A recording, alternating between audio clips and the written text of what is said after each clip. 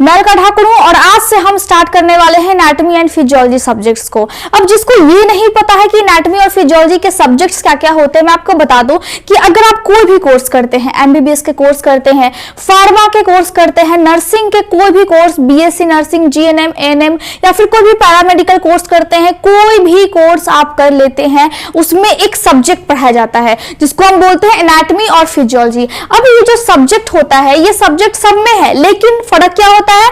फर्क सिर्फ इसके डिटेलिंग में होता है। अगर आप कोई एग्जामिनेशन की तैयारी कर रहे हैं, आपने कोर्स खत्म कर लिया, फार्मा का कोर्स किया था, आपने नर्सिंग का कोर्स किया था, आपने कोर्स खत्म कर लिया या फिर आपने एमबीबीएस का कोर्स किया था, उसके बाद आपका एक एग्जाम होता है जॉब के लिए, उसके लिए भी आपको ये सब्जेक्ट्स पे पकड़ होनी चाहिए। अगर आपको पेशेंट को ठीक करना है तभी भी ये सब्जेक्ट्स पे आपको पकड़ होना चाहिए। और हम मानते हैं कि ये सब्जेक्ट जो है वो थोड़ा सा टफ है। अब थोड़ा सा टफ क्यों होता है? क्योंकि हम उसको कॉम्प्लेक्स बना देते हैं। अगर हम आसानी से सरल भाषा में समझेंगे तो हमें ये दिक्कत बिल्कुल भी नहीं लगेगा कि हाँ हमें नए नए शब्द सीखने हैं, मेडिकल टर्म्स हमें सीखने हैं, लेकिन हमारे बॉडी को खुद ही हमें जानना होगा और लिंक करके हमें पढ़ना होगा, तो आपको आसानी होगी। और हमेशा आप याद रखिए कि ये सब्जेक्ट जो है वो इजी है, सिर्फ इसको पढ़ने का तरीका आपको चेंज करना है। तो आज के लेक्चर में आज से हम शुरू कर रहे हैं। आज का जो लेक्चर होगा वो लेक्चर 1 है। अभी हम शुरू कर रहे हैं सबसे पहला चैप्टर जो हर सब्जेक्ट्स में पढ़ाया जाता है, हर कोर्सेज में पढ़ाए जाते हैं एनाटॉमी एंड फिजियोलॉजी के सब्जेक्ट्स में, ठीक है। तो वो क्या होता है? वो हमारे बारे में मतलब हमारी कोशिका के बारे में, हमारे बॉडी में जो हमारी सेल होती है, जो हमारी कोशिका होती है, वही आपस में मिल करके जुड़ करके फिर हम इतने बड़े हो जाते हैं। तो बहुत सारे कोशिका है हमारे पास जिसका काम लगभग सेम है, लेकिन वो जो एक कोशिका है जिसका काम लगभग सभी के बराबर है, वो आखिर क्या काम करती है, कैसे काम करती है बॉडी में, तो उसी के बारे में हम समझेंगे, ठीक है। तो यहाँ पे अगर हम सब्जेक्ट्स को पढ़ रहे हैं तो हमें समझना बहुत इंपॉर्टेंट है कि एनाटॉमी और फिजियोलॉजी का मतलब क्या होता है, आखिर आप ये सब्जेक्ट्स क्यों पढ़ते हैं। देखिए, हमें क्या करना है? पेशेंट को ठीक करना है। तो जो एनाटॉमी का मतलब होता है, इसका मतलब है कि बॉडी में जो भी आपके स्ट्रक्चर्स होते हैं। अब समझिए, आपके पास क्या है? आपके पास आंख है, नाक है, कान है, आपके पास ये आपका जबड़ा है, आपका गर्दन है। तो इसका स्ट्रक्चर कैसा है, इसकी बनावट कैसी है, कितने लेयर्स में ये बना हुआ है, कितना ऊपर से ये स्किन आपका कितना मोटा है, ये जो आपका नाक है इसमें कितनी हड्डियां जुड़ी हुई है, ये जो हड्डी है वो क्या काम करेगी, साथ में नाक के अंदर होल भी होता है, तो ये होल जो है वो कितना सेंटीमीटर चौड़ा है। तो इसी को हम बोलते हैं कि उसकी बनावट के बारे में जब हम पढ़ते हैं तो हम बोलते हैं एनाटॉमी। और फिजियोलॉजी हम क्यों पढ़ते हैं? क्योंकि हमारे पास नाक है तो हम सांस लेते हैं। नाक क्यों काम में आता है? सांस लेने के काम में आता है। नाक के अंदर बाल क्यों होते हैं? क्योंकि ये आपके अंदर जाने वाली हवा को थोड़ा सा गर्म करता है और साथ में आपके नाक के अंदर डायरेक्टली कोई बैक्टीरिया या फिर डायरेक्टली कोई गंदगी ना चला जाए, उससे आपको बचाता है। तो काम हो गया नाक का, सांस लेना और हमें बचाना गंदगी से।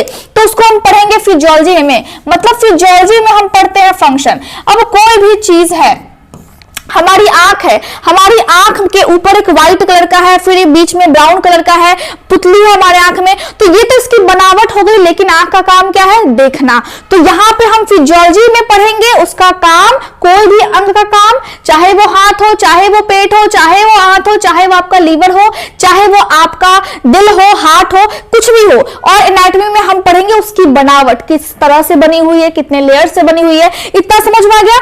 इस सब्जेक्ट्स का मतलब यही है। और मैं आपको बता दूं कि आपने कोई भी कोर्स किया, मैं बहुत अच्छे से एकदम डिटेल में जाकर के आपको पढ़ाने वाली हूं। तो आप अगर कोई कोर्स कर रहे हैं या फिर अगर आप कोई कंपटीशन की तैयारी कर रहे हैं, दोनों चीजों में आपको ये फायदा देगा।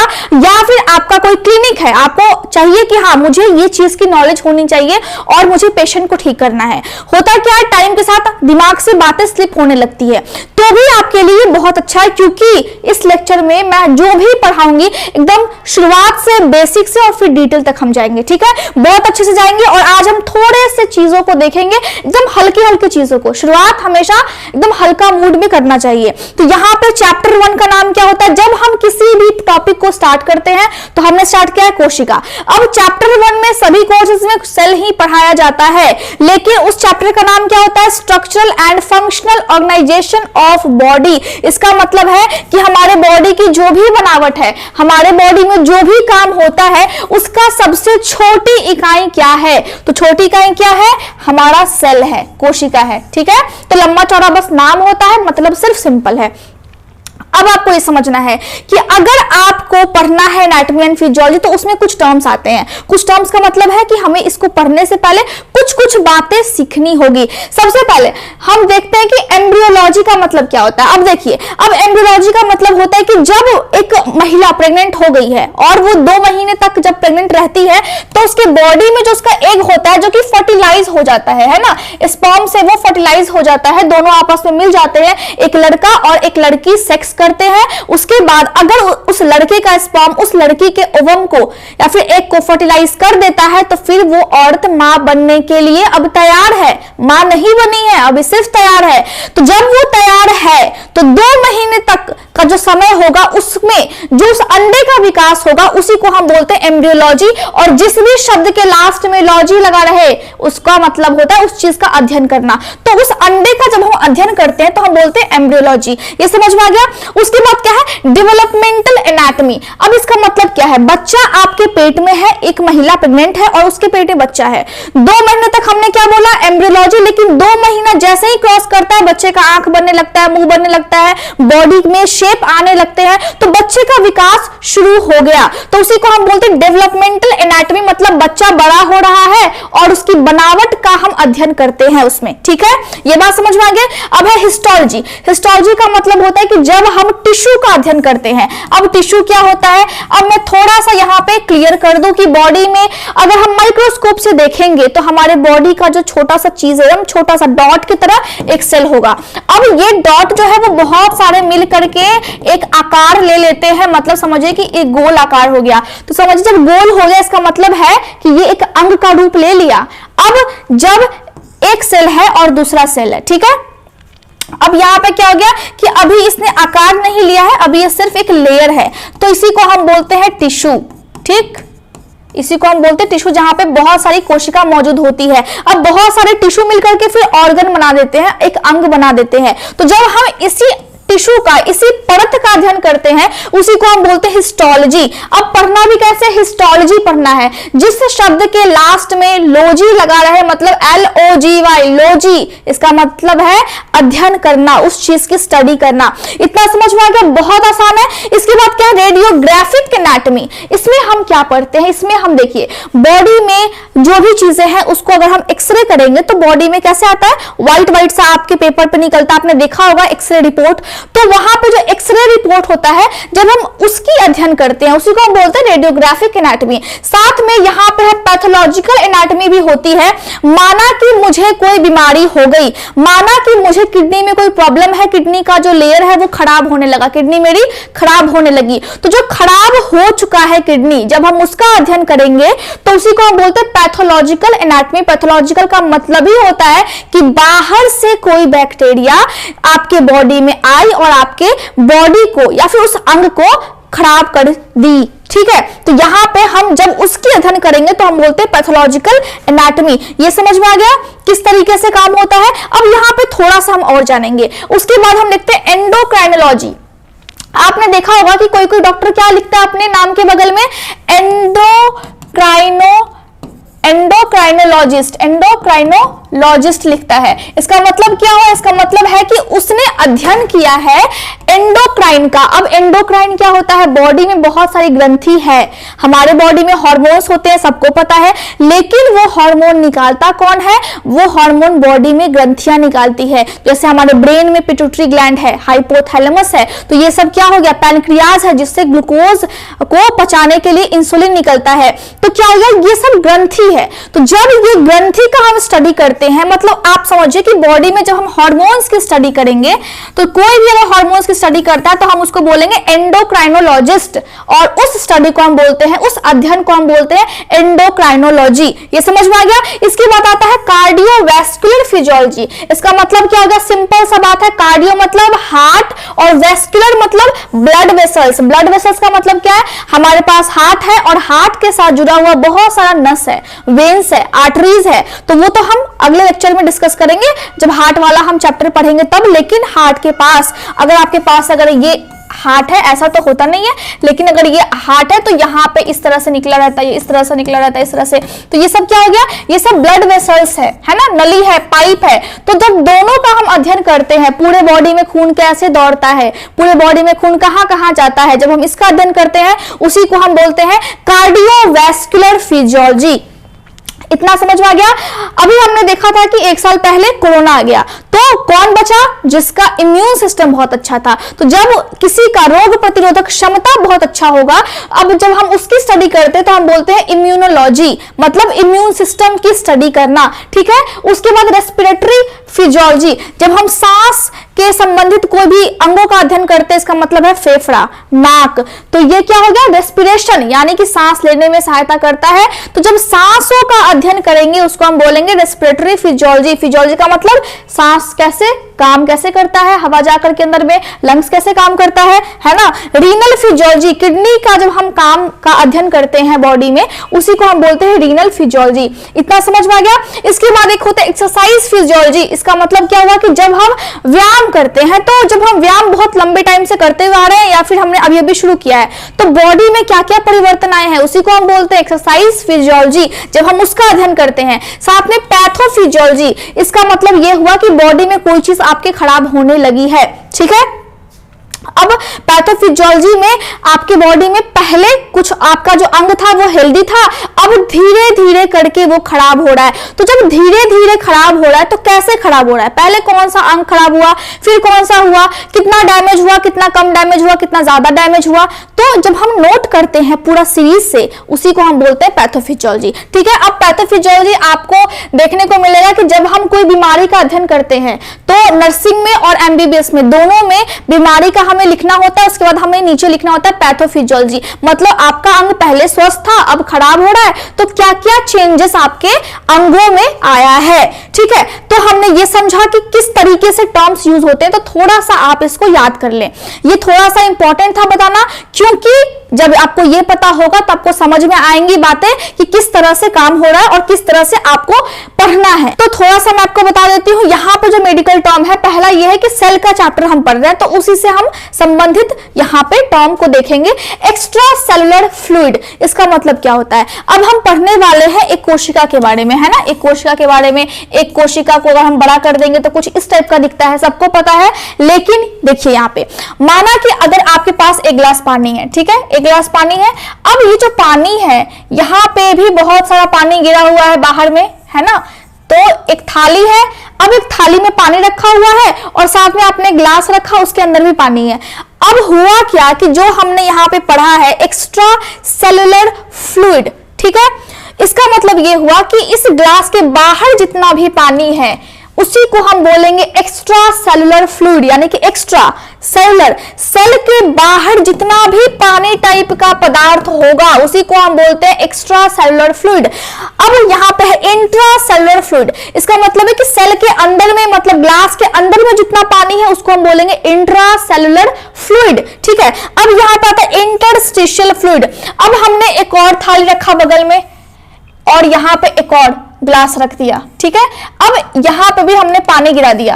अब दोनों थाली के बीच में जो पानी है उसको हम बोलेंगे इंटरस्टिशियल फ्लूइड। इसका मतलब है कि अगर हमने एक थाली में 2 ग्लास भी रख दिए और नीचे पानी है, तो दोनों ग्लास के बीच वाले जो पानी होगा उसको हम बोलेंगे इंटरस्टिशियल फ्लूइड। अब आपको समझ में आया कि यहाँ पे अगर एक सेल है, यहाँ पे दूसरा होगा, तीसरा होगा, तो दोनों अलग अलग सेल के बीच में जो पानी होगा उसी को हम बोलेंगे इंटरस्टिशियल फ्लूइड। साथ में लिगेंड्स किसको बोलते हैं, देखिए बॉडी में कोई भी चीज होता है, तो जैसे समझिए कि यहाँ पे अगर माना कि बॉडी में कोई चीज टूटती है और कोई चीज बनती है, तो बनने में जो चीज सहायक होती है। अब आप ऐसे एग्जांपल समझ सकते हैं, जैसे कि बहुत सारे फैमिली होते हैं, फैमिली में झगड़े भी होते हैं, लेकिन कोई एक आदमी ऐसा होता है जो फैमिली को जोड़ करके रखना चाहता है और हमेशा चाहता है कि फैमिली में मनमुटाव ना हो। अब मान के चले कि हमारी जो मम्मी होती है वो कैसी होती है, अब हम जब भाई बहन झगड़ा करते हैं तो सब में सलाह करवाना, सबको आपस में सब कुछ सॉल्व करना, प्रॉब्लम सॉल्व कर देना उनकी, ये कौन करता है, मम्मी करती है। तो जब झगड़ा आपस में निपटाने का काम मम्मी ने किया, इसका मतलब है कि मम्मी ने हमें बॉन्ड बनाने के लिए हेल्प किया। तो जो चीज हमारे बॉडी में बॉन्ड बनाने के लिए हेल्प करती है, कोई नया चीज बनाने के लिए हेल्प करती है, उसी चीज को हम बोलते हैं लिगेंड्स। ठीक है, साथ में एक और चीज होता है फैगोसाइटोसिस। अब बॉडी के अंदर कोई चीज बनता है, कोई चीज बिगड़ता है, लेकिन अब जब कोई बन रहा है, कोई बिगड़ रहा है, तो साफ करने वाला भी तो चाहिए। तो साफ करने के लिए यहाँ पे कौन काम करता है? हमारी WBC। अब WBC करती क्या है? WBC जो भी गंदगी उसको डायरेक्ट खा जाती है, निगल जाती है सांप की तरह। ठीक है, निगल जाती है। तो यहाँ पे उसी प्रोसेस को हम बोलते हैं फैगोसाइटोसिस। ये समझ में आया? ठीक है, चलिए इतना समझ में आ गया। अगर हम ध्यान से देखेंगे तो हमारा जो बॉडी है, अगर हम एनाटॉमी पढ़ते हैं किसी चीज की बॉडी की, और अगर हम फिजियोलॉजी पढ़ते हैं, तो जब भी हम पढ़ेंगे तो हम ऐसा सोचेंगे कि जब भी हमें बॉडी में कहीं भी कुछ चीज को इंडिकेट करना हो, बताना हो कि आपको अगर घाव है तो यहाँ पे है, तो यहाँ पे हम क्या करते हैं? यहाँ पे हम नाम दे देते हैं और एज्यूम करते हैं कि बॉडी हमारा इसी टाइप से है, हाथ आगे की तरफ है और हम बिल्कुल खड़े एकदम स्ट्रेट है। तब जाके हम इसके बारे में देखिए यहाँ पे क्या है। यहाँ पे अगर ऊपर की तरफ हम पढ़ेंगे, अगर हमें बताना हो कि ऊपर, तो हम यहाँ पे देखिए क्या लिखा हमने? सुपीरियर, नीचे इन्फीरियर। तो ये क्या है? बीच वाला इनको हमने बांट दिया, ये है मीडियल। ऊपर की तरफ है तो प्रॉक्सिमल, नीचे की तरफ है तो डिस्टल। तो यहाँ पे इस तरीके से हम पढ़ते हैं कि हमारा बॉडी बिल्कुल स्ट्रेट होता है, तब हम एनाटॉमी में इसको बांटते हैं।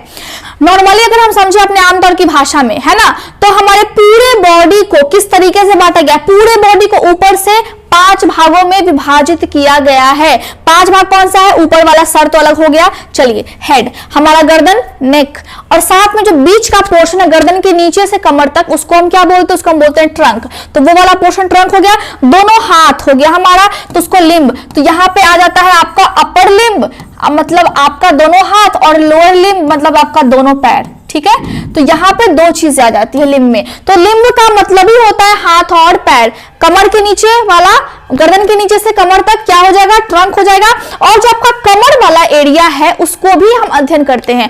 क्यों अध्ययन करते हैं? क्योंकि जो महिला होती है उसकी बॉडी में वहां पे यूट्रस होता है, तो उस वाले एरिया को, जहां पे आपका कमर आपके दोनों जांघों से अटैच होता है, उस वाले एरिया को हम बोलते हैं ग्रोइन, क्योंकि वहां पे फिर ग्रंथि भी होती है, लिम्फ नोड्स भी होते हैं, तो इसीलिए ये ग्रोइन कहलाता है। तो बॉडी को पूरे तरीके से 5 भागों में बांट दिया गया है। इतना समझ में आ गया। अगर हम देखें ऊपर से, कि ऊपर से जो कैविटी होती है, अब हमारे बॉडी में हमने क्या देखा कि ऊपर से हमने बांट दिया, चलिए ऊपर से बांट दिया। अब रोज हमारे बॉडी में 300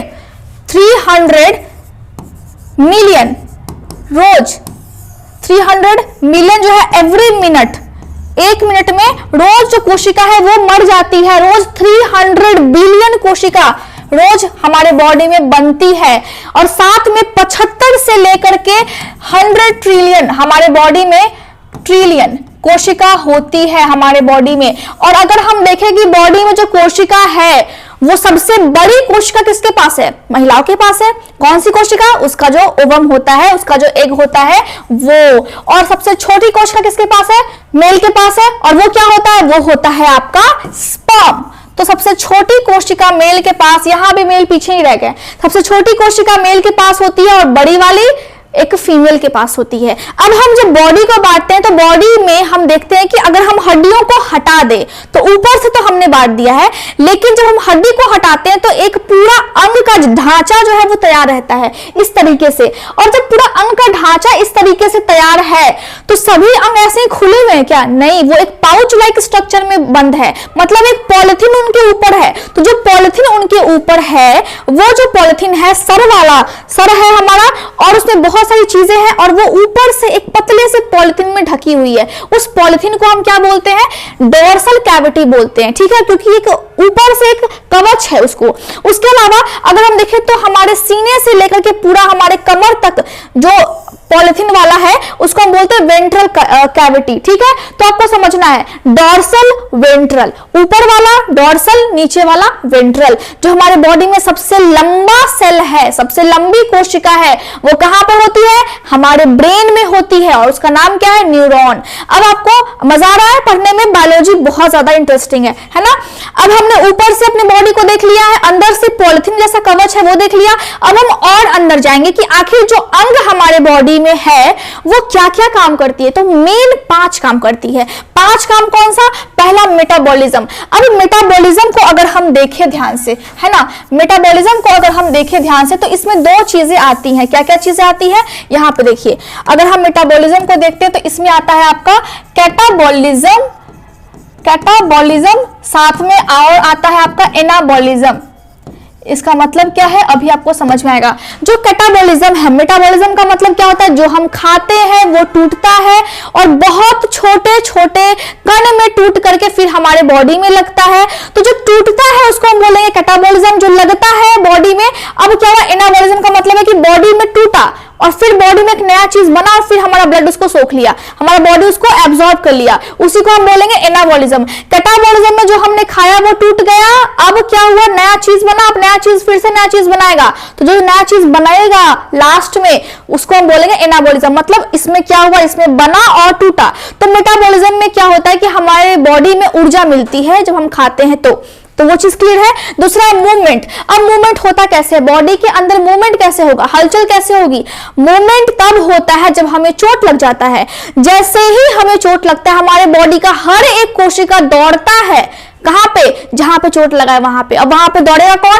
WBC दौड़ेगी, मतलब व्हाइट ब्लड सेल्स दौड़ जाएगी। क्यों दौड़ेगी? ताकि उसको पता है कि जहां पे चोट लगा है वहां पे कोई बाहर से आक्रमण कर देगा, तो जाकर के वो फाइट करने के लिए। तो WBC हमारे बॉडी की सेना है, वो फाइट करने के लिए हमेशा तैयार रहती है। ठीक है, जहां भी चोट लगेगा वो दौड़ेगी। और हमने देखा है कि कभी कभी पस भी निकलता है व्हाइट, तो वो वही व्हाइट सेल्स है जो आपके लिए लड़ी थी लेकिन वो शहीद हो गई। तो जो शहीद हो जाती है वही फिर पस के माध्यम से आपकी बॉडी से निकल जाती है ना। यहाँ पे देखिए रिस्पॉन्सिवनेस। अब रिस्पॉन्सिवनेस का मतलब क्या है? इसका मतलब यही है कि आपने जलेबी खाया, वो बहुत मीठा होता है।